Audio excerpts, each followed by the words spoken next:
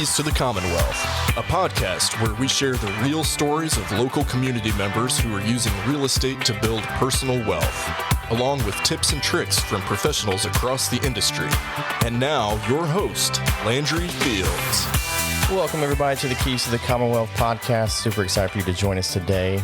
As you know, each and every week, I interview a local community member that is either personally invested or a part of the real estate process here. Each day, I'm going to personally involved working with real estate investors here in Kentucky, and like you, I'm interested in learning how to build wealth through real estate. Today's show is going to be a great one. My guest today is a real estate broker through Remax Realty Group and has been a licensed realtor for almost 5 years. Her path to becoming a realtor may not have been an intentional one that she was looking for, but like many people in the industry, it was an opportunity that presented itself in a time of change. While becoming a full-time realtor can be challenging, she has quickly risen to become one of the top-selling agents in her county and is well on her way to becoming one of the top Remax agents in the region. The thing she is most proud of as a realtor is each time she's able to help a single mom buy her first home and on her own, and how buying their first home is able to change their life and empower them. She grew up for a time in Tampa, Florida area, followed by Lexington, and now resides in Nicholasville, Kentucky with her son, Zach, who is graduating this spring, her two daughters, Rainey and Brooke, along with Kayak, her Great Dane. Titled the Southern Lady Realtor, without further ado, it is my pleasure to welcome my good friend Terra Harrison to the Keys to the Commonwealth studio. Thanks for coming to the show, Terra. Good morning, Landry. Good morning.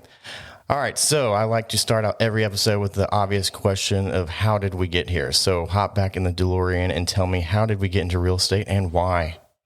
Spur of the moment decision. Needed a new career, newly single, divorced, and just literally on a spur of a moment, just decided, hey, I'm going to get my license, see where this goes. Dove in head first, got it, started the hustle, and never stopped. Just real estate. Let's just jump in all in, pretty much. Or did you have a gradual progression, into Nope. real estate? No, nothing. No background, nothing. Had a couple of realtor friends, trusted them, got hooked up with one really tight, and just went for it. Just went for it. And so you were doing full-time work before that, or more part-time kind of things? I think you said you were working with a flexible full-time schedule. Okay. Flexible full-time schedule. I like it, which I think some realtors would kind of say the same thing with being a realtor. So there probably was very similar, being flexible, but full-time at the same time. As there's never really an off switch with realty. Nope. When it comes down to it, right? No, it's 24/7. I wouldn't have it any other way either. It is 24/7. Because definitely being a realtor is one of those betting on yourself kind of careers. So how did you kind of handle that transition to kind of building your own business? And what was kind of like the hardest part that you didn't foresee?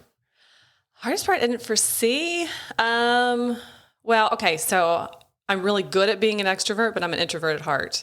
So having to stay on. I don't think I would have guessed that all either. the time. Oh, no, I'm an introvert. At the end of the day, man, I don't want to be around people. But I'm really good at being an extrovert for my career. So just that switch. Yeah. But yeah. And what kind of time frame? What you said in one of our conversations, that it was kind of like right before COVID type of thing hit, and you just switched right before then. Is that correct? I had been part-time for almost 2 years in real estate, and 3 weeks before COVID shut everything down, I dove in headfirst full time. No other fallback, no other parachute, nothing. Just dove in, and perfect timing, because I think if I had done it after, or tried to, I don't think I would have done it. I think I would have kind of forced your hand there. Yeah, it forced me for a month. There was like a hiccup for a month, I know, and then everybody was like, it hit harder than it was prior. I'm sure. So great time, I'm sure, taking opportunity for that. Now, you've been one of the top-selling agents for Remax in Jessamine County for a little while now. However, you have sold homes from Campbellsville to Berea to Moorhead and beyond, covering a very large area. So how has your success in such a large footprint happened, and what's been kind of like learning the different areas of the Commonwealth? Because obviously they can be very vastly different from one area to another. Well, I don't take any real estate opportunity for granted. So if somebody says they've got a great opportunity for me in another county that's kind of out of my area, I'm going for it. There's no guarantee in real estate. Right. I could completely tank tomorrow. Right. So every single opportunity is the only opportunity, and I go for it head on. Sure. So got to see lots of different counties. I love Campbellsville. Spent 10 summers there with my family. So I love that area. That was an easy transition. That's right. That's my wife's from Campbellsville area. So that's right. Love the lake, love the people, still have several friends there. So that was a no-brainer. A lot of other counties just kind of land in my lap. Someone I know or someone I'm connected with. My Facebook brings in people I didn't even know I was really close to, call me out of other counties, and I go. They need me, I go. I mean, I'm sure there's a lot of difference between different counties, right? Like, what are some of those differences? Is it more just people, or is it more like a lot of the rules and regulations with different stuff? Not rules and regulations, but a lot of access and just how their businesses run. So like Campbellsville, the luxuries I have here in Lexington and Nicholasville, and how realtors operate, and the speed in which they communicate is a little bit different than some of the rural counties. Yes. Everything's on a slower pace. So I'm used to the hustle and like, you get answers back in 10, 15 minutes here. And there it's like, all right, I'll get back to you on Tuesday. Right. I can see that. That's 100% sure, for sure. As we all know, the real estate prices over, the last probably 18 months or so with COVID have been very crazy, ups and downs, mostly down and then up. But talk to me about the difference between before COVID that you saw and now the difference in the market post-COVID. Never would have predicted how inspired people were to buy. Right. I think a lot of it was obviously because everybody's working from home. They either want a new home or they have suddenly the freedom to relocate because they can work anywhere they want. So they were able to choose their location. We all kind of saw COVID as this big doomsday thing. It was going to shut everything down. But instead, it just inspired new ways of thinking and doing things. So people got to relocate, which is so exciting. The prices, man, that was exciting. Yeah. It was exciting. We had a 19% growth in 1 year. Typical real estate growth is 2 to 3% a year. There were some quarters we had 19% growth in Fayette County. Which is just unreal, right? I'm sure that's never really happened for the most part, at least in this region. We averaged 16 to 17% growth. Oh my. Right now we are? I don't know what this current quarter we're in, but yes. I see, and to echo that, I see that a lot too with my insurance clients, and that we had so many people moving to the industry, to the area now, based upon like what you said with the fact that they can work remote or there's cheaper real estate here, and then start realizing. And so, I have so many people that were moving to the area that I'm sure you could speak to this more, but I don't think there's a slowdown probably, at least in this area, that's projected for the time being, or at least not like a crash or a big dip down type of thing, probably at least a steady. Yeah, I'm not seeing a crash at all, but definitely a slowdown. There's not the frenzy that we had. And that stopped right about the third week of May. We saw when UK ended or closed. Yeah. Right when all the students left into the end of the semester, we saw a huge slowdown. Not devastating. End of May 2021. Yes. Yeah. Yeah, end of May 2021, huge slowdown. But not in a dramatic change the market kind of way. Just the frenzy cooled. You have 10 seconds to think about it, or if you want to put an offer in. Right, we were up against 5 multiple offers, not 20 and 40. Yeah.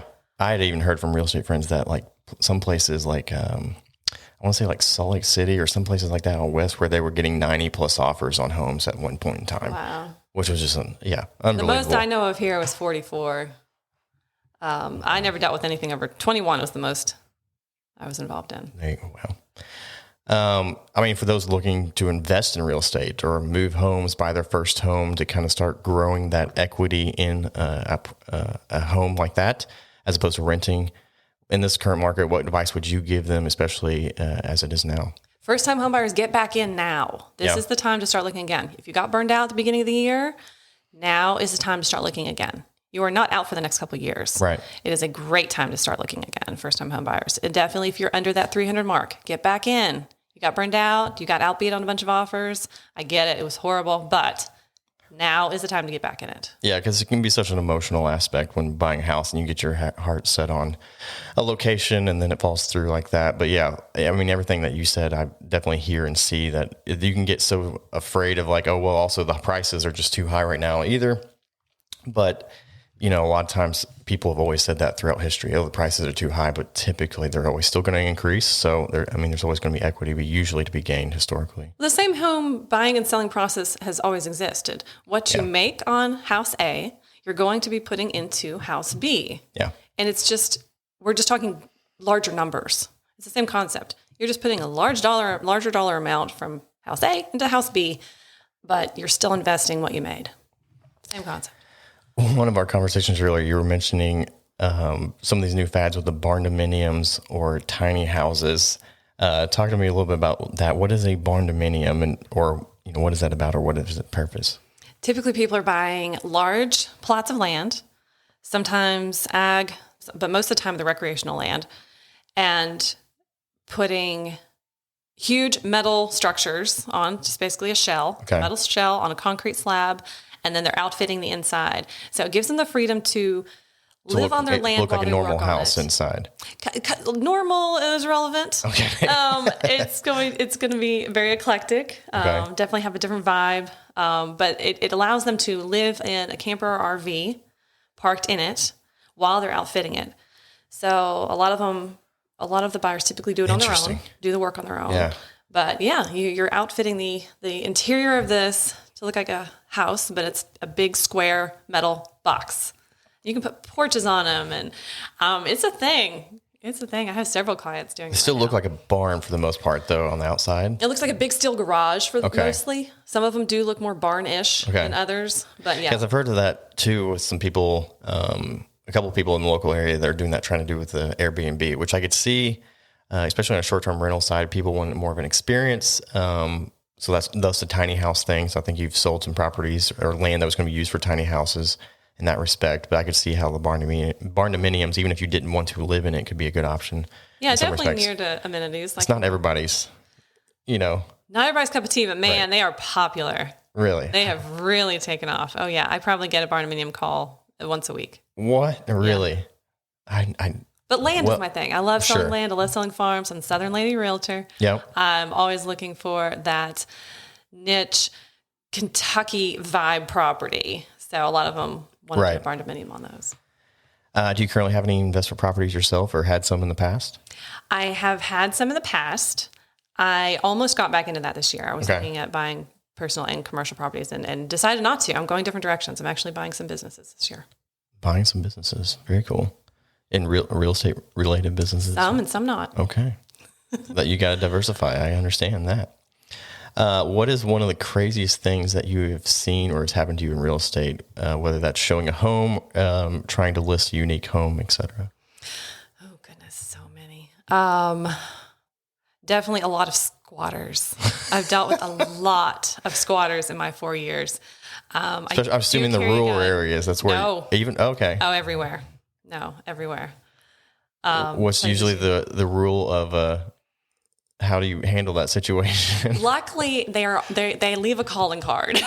Know when you're walking in if you're about to experience one. So luckily, I have had time to get out every single time. But there will always be a random McDonald's bag somewhere there shouldn't be.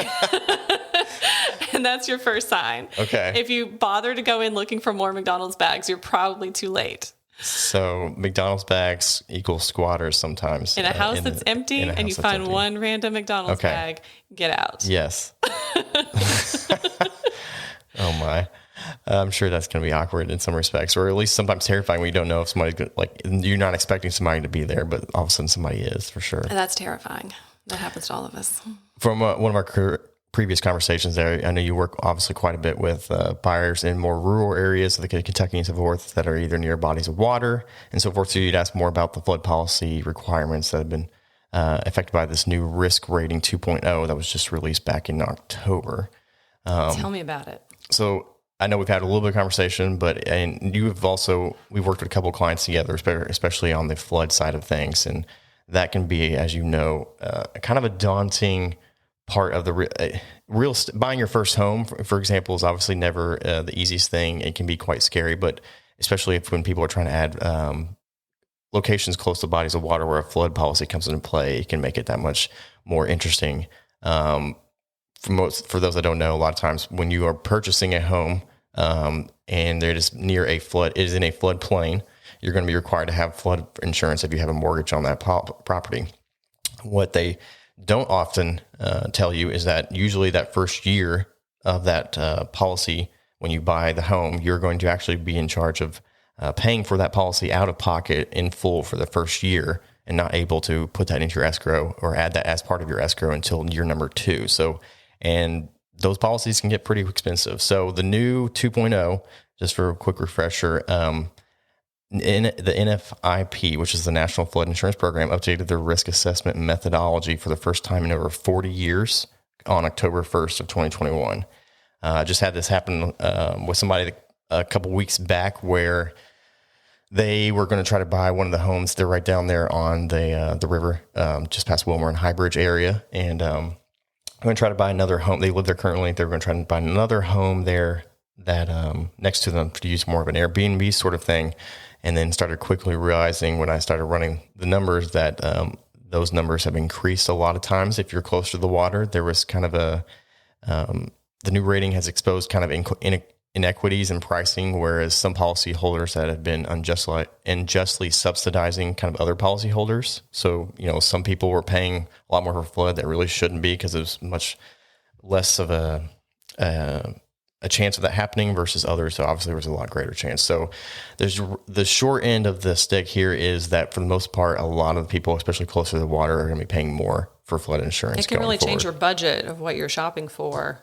Yeah. When you get down to how much more you're going to have to shell out. Yeah. I mean, it could easily be 4 or 5 times or more, your whole entire, home insurance policy. I mean, it can be 4 or 5 times the amount of that just for the flood insurance. I've been telling my clients, get that quote before we make an offer. Yep. And even those that are existing, those probably are going to, you may not know it or realize it, but it might be jumping up and so just be on the lookout for that if that's the case. But yeah. I've definitely had a couple of clients scale back on their price, scale back on what they're looking for just to accommodate what their flood policy is going to cover. I get the idea. I mean, living near water and out in the rural areas can be kind of nice, but that flood policy thing hits and it can change it. Yeah, but worth it. Once you get your family out on that boat, that's right. It's worth it.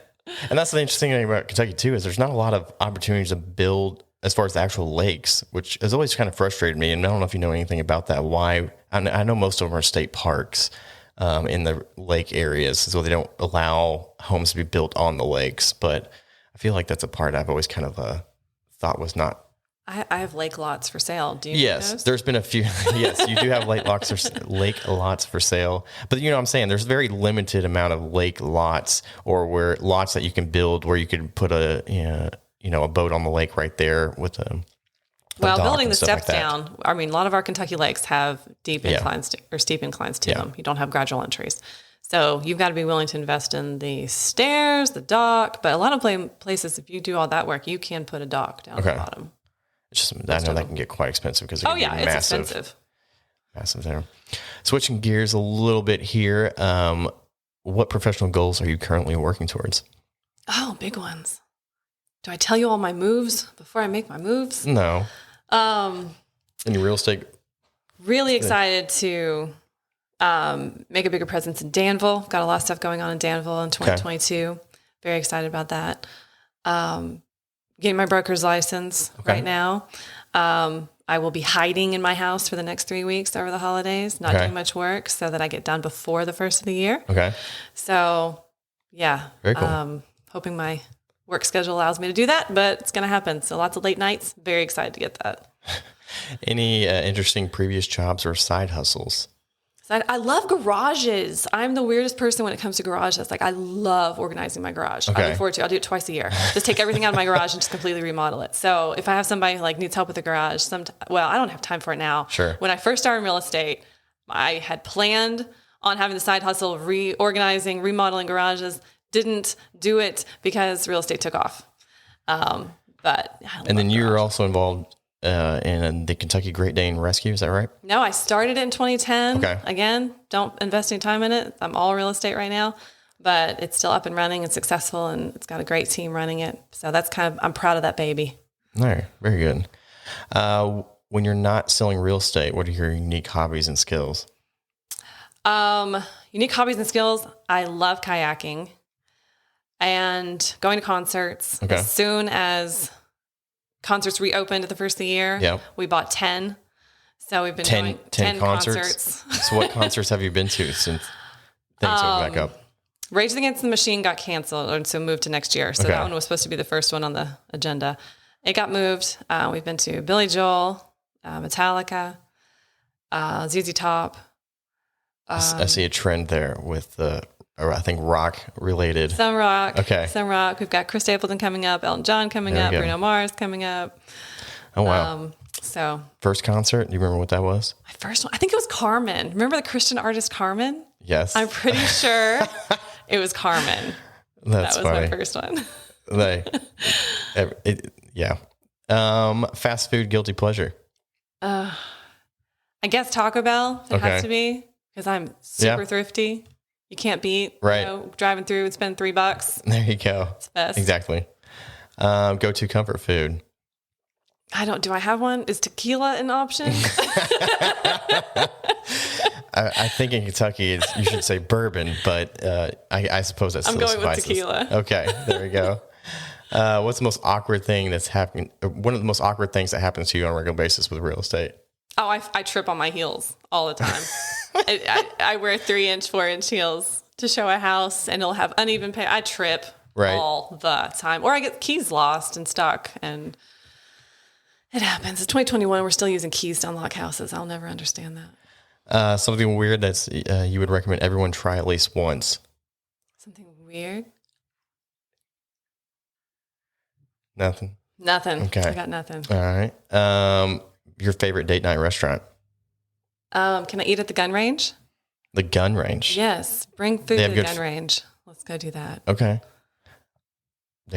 So they don't have, you're taking food to the gun range. Yeah. Let's just go to the gun range. So my wife being from Campbellsville, I remember one of the first times after church when we were dating that where were we going to go eat? And they were like, let's go to the bowling alley.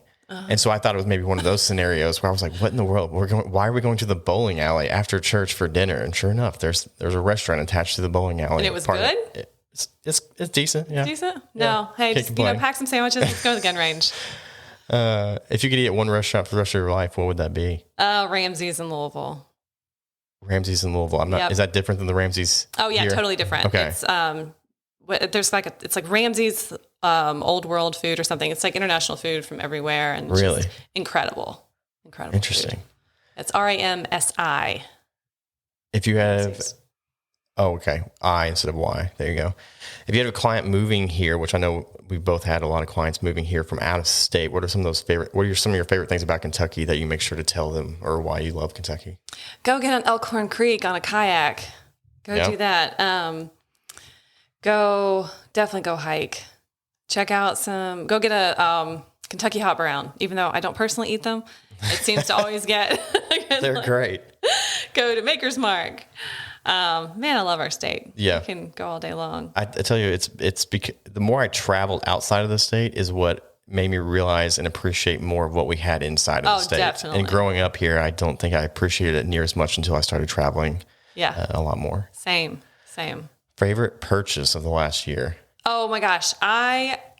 This is so cliche and so just whatever. I got a hot tub.